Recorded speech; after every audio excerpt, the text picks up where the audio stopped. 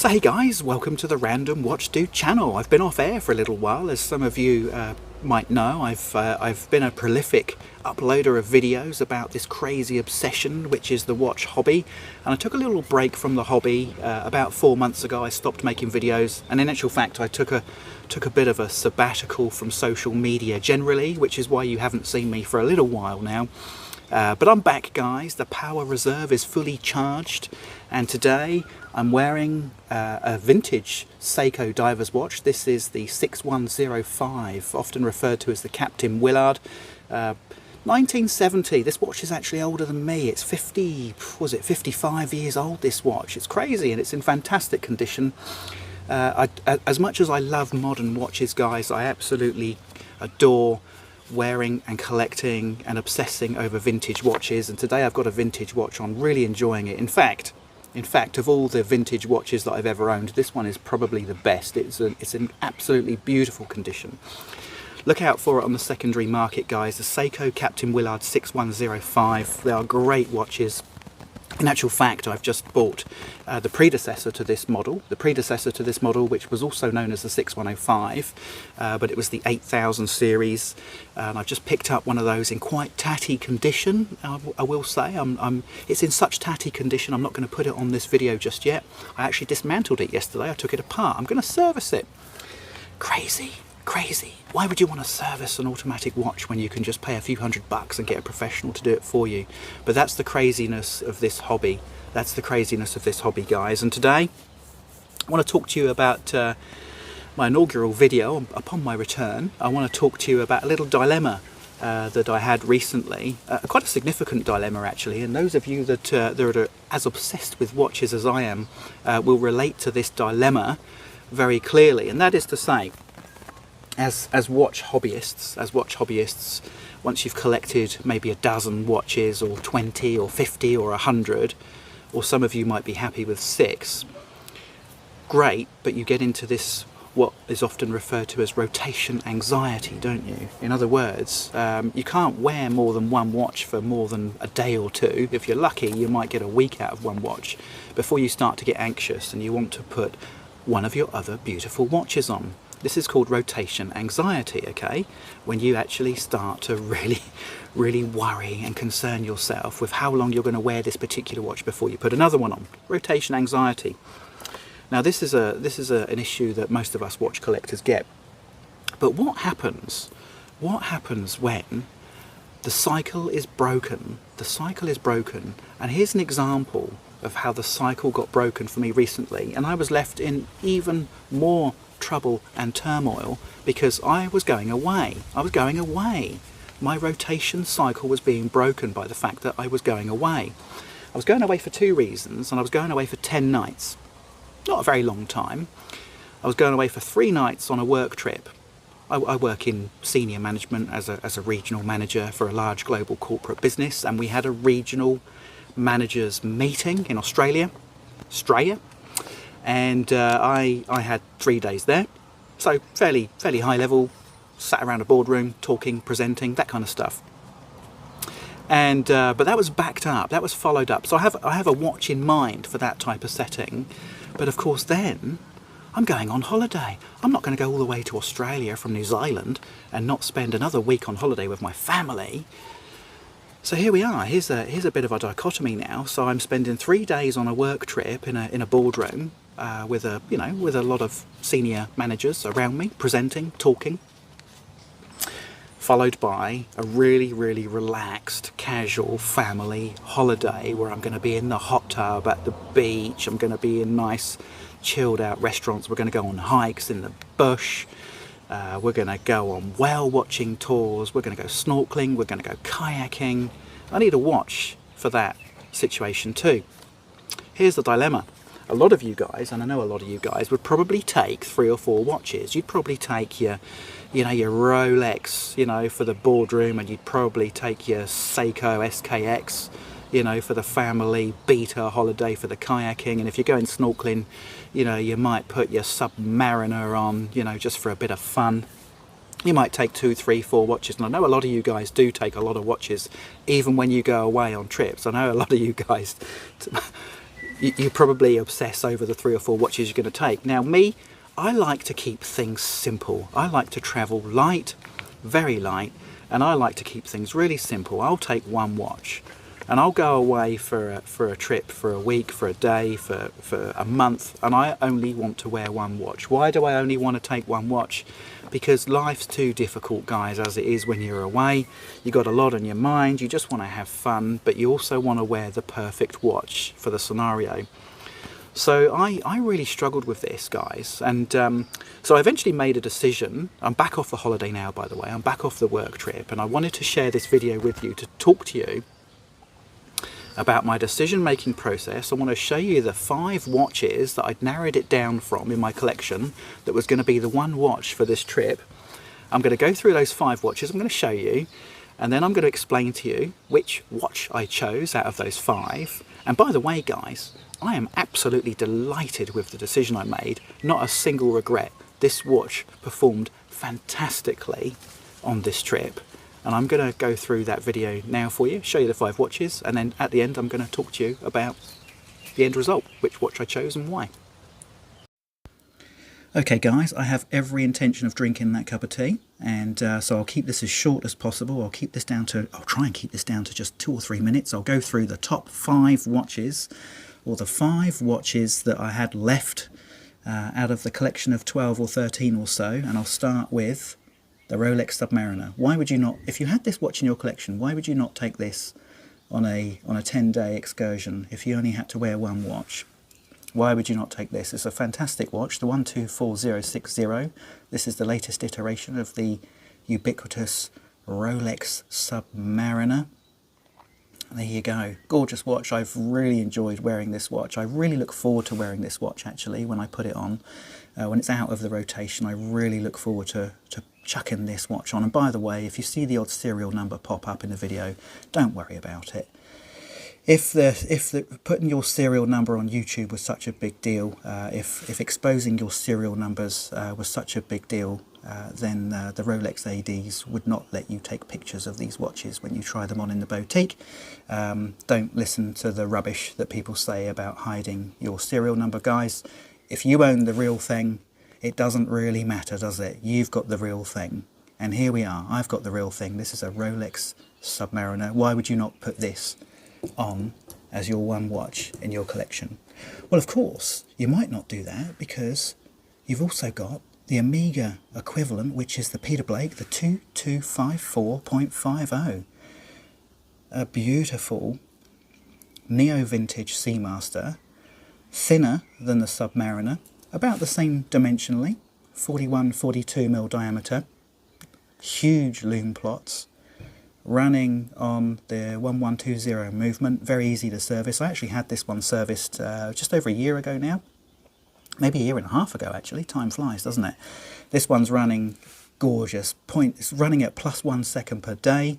I've still got a year of warranty left on it. The service on this cost an absolute arm and a leg, but for me it's worth it because this feels like a brand new Omega, guys. Why would you not weigh that? Why would you not take that? Why would you not take that on holiday for 10 days? A mixture of work and pleasure. Why not? So there's 2 great options, right? 2 great options, an Omega and a Rolex. But what about if you had the Explorer 36? You want to go stealth. You want to go for the stealthiest Rolex there is, which is the Explorer 36. Why would you not choose this? Edmund Hillary chose this watch. Or did he? Or did he wear a Seiko or a Smith's? I'm not really sure. I don't think anybody's really sure, but Rolex like to think that Edmund Hillary wore this when he was mountaineering, climbing Everest. Why would you not wear this? It can climb to the top of Everest. Why would you not take this on holiday? Stealthy Rolex, guys. Really stealthy Rolex. Actually, and I will say this, of all the Rolex that I've got, this is the one that seems to attract the most attention. When people see it on my wrist, they go, oh, nice watch. And do you know why? And despite the vilification that this watch gets for being just 36mm, and some people say, oh, it's a girl's watch on a man's wrist, this watch, proportionally, on my 7.2-inch wrist, feels wonderful. It really, really does feel good. And I know a lot of you guys, might think that that looks small, but I think proportionally this watch works beautifully, and I would never go for anything other than a 36mm Explorer For me, if you're going to go Explorer, you go 36 or you buy something else. Why would you not wear that? Why would you not wear that, guys, on your holiday, on your trip, if you had that in your collection? Well, you might have another Amiga.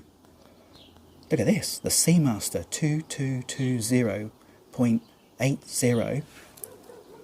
I call this the Daniel Craig. This is a 2006 to 2012 iteration of the Seamaster. This is the Seamaster that came out just before they went for the ceramic bezel, by the way. So this is the last of what I would consider to be the classic Seamasters. Daniel Craig wore this in Casino Royale when he was being poisoned at the table by Le Chiffre. He wore this, you'll see this on his wrist in the movie, briefly, very briefly. But now this watch was also the first Seamaster with the coaxial movement, the 2500 coaxial movement, but before it went to completely in-house, so it still has quite a thin profile compared to the current iteration of the Seamaster. Love the bracelet, by the way. This bracelet doesn't get an awful lot of fan attention. In fact, most people don't like this bracelet at all. But when you wear this bracelet, when you put this watch on the wrist, you understand why this bracelet is actually so super comfortable, because it doesn't taper. Now, some people don't like the fact that it doesn't taper, but I think the fact that it doesn't taper gives it a level of comfort that you don't get with the other Amigas, with the other Amiga bracelets. So yeah, why would you not wear this? Why would you not wear this, guys, on your trip? Why not? Well, because finally, you might have the reason that people go on overseas trips and require... So I'm going through 3 different time zones, by the way. I'm going through current to my work time zone, and then I'm flying to another time zone in Australia.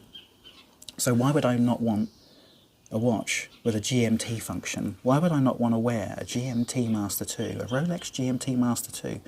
Why the hell would you not wear that? If you're on a work trip and travelling through different time zones, lots of different moments at the airport where you're wondering what the time is, why would you not wear the GMT Master 2?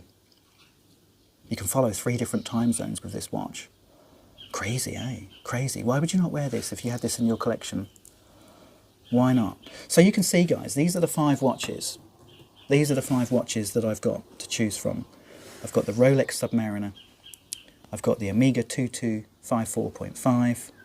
I've got another Seamaster, the 220.80. I've got a Rolex Explorer 36. And I've got a GMT Master 2. Now, can you see how difficult this choice is for me? I'm only taking 1 watch. I've only got to choose 1 to take for the whole 10-day trip. Guys, which one? Which one shall I choose? Which one shall I wear in the hot tub? Which one shall I wear in the hot tub as well as the boardroom? Let's find out, shall we?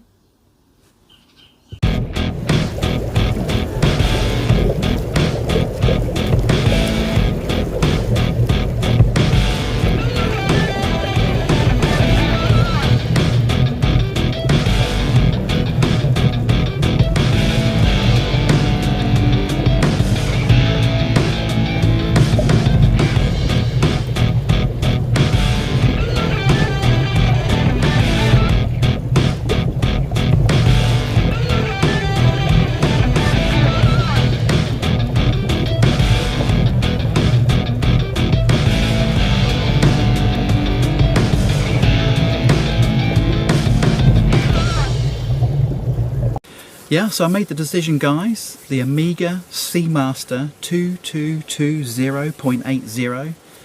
Here it is on the wrist. 42mm diameter. This particular model was, I call it the Daniel Craig because it was released around 2006 and ran till 2012. So it's the Daniel Craig era Bond watch. He actually wore this watch in Casino Royale whilst he was being poisoned by Le Chiffre. If you watch the film, you'll see that on his wrist at the Baccarat table. I don't play Baccarat, I don't gamble, I don't pretend or proclaim to be a James Bond type character, but I do like the James Bond movies. So the Seamaster, the Amiga Seamaster, has always been a watch that I really enjoyed wearing because it appeals to my fascination with James Bond. But more to the point, guys, more to the point, why did I choose this watch? Why did I choose this as my hot tub time machine over the Rolexes and even the Seamaster Peter Blake? Well, very simple, very, very simple.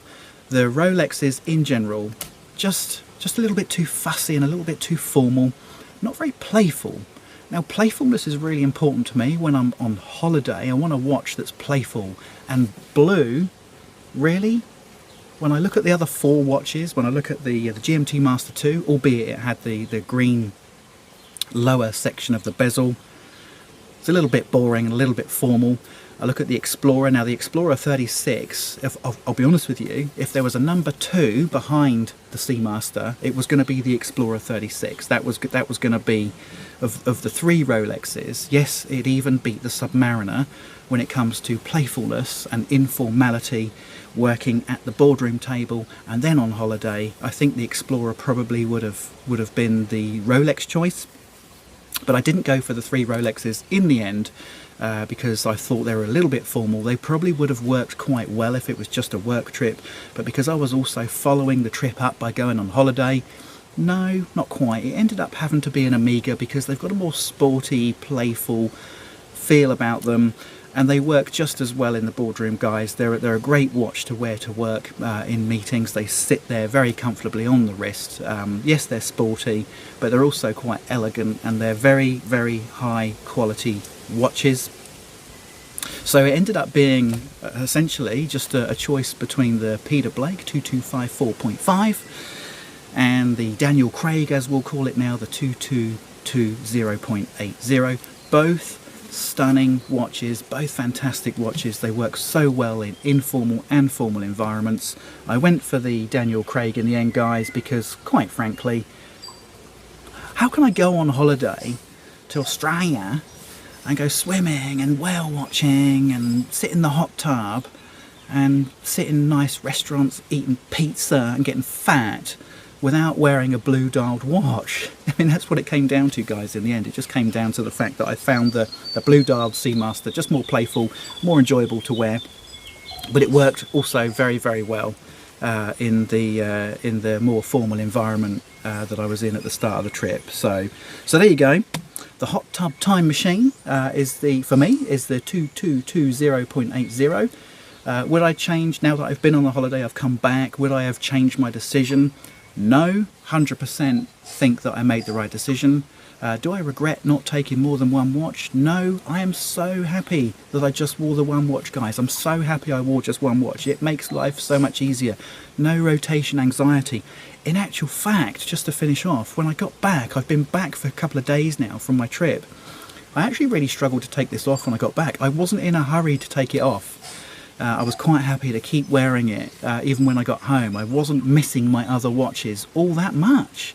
So there you go. Maybe I've also discovered my one and done, but let's not go there. That's just a topic for another video. Anyway, guys, speaking of other videos, I've got plenty of material lined up for you. Not going to go into the details of that right now because I haven't quite decided exactly where I want to go over the next few months with the video, with the content. But needless to say, I'm back, guys. I'm back. I'm really enjoying making videos. I've thoroughly enjoyed making this video, and hey, if you've enjoyed it too, please do think about subscribing if you haven't already. To those loyal subscribers that never left me even when I wasn't making content for 4 months, thank you so much, guys. I really do appreciate you following the channel. I really appreciate the positive support that I've had from a lot of you, and I really appreciate basically life generally, guys, and that's what it's about at the end. We're here to have fun and enjoy ourselves. Thanks for watching the video, guys. Please like, subscribe, do all that kind of stuff, and I look forward to seeing you on the next video. Cheers.